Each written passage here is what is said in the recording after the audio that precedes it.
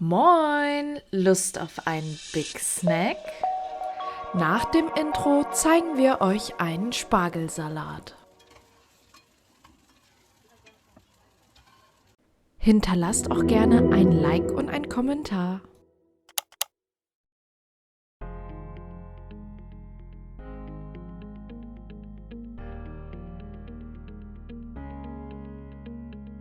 Zuerst erhitzen wir etwas Butter in einer Pfanne.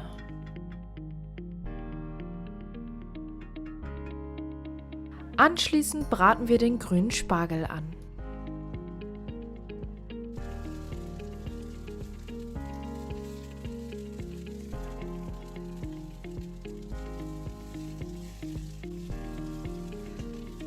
Danach nehmen wir uns die Tomaten und vierteln diese.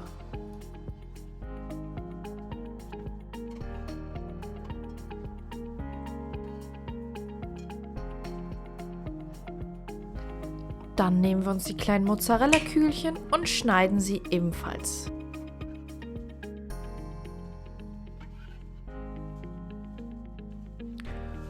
Nun geben wir eine Dose Kichererbsen dazu.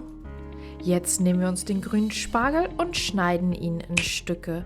Wer mag, kann ihn auch schon bereits vor dem Braten schneiden.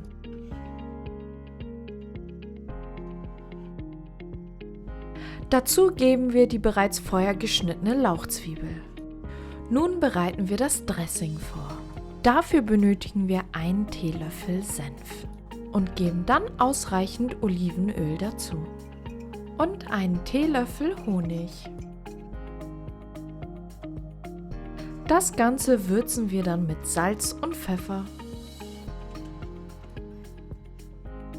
Schließlich alles ordentlich miteinander verrühren.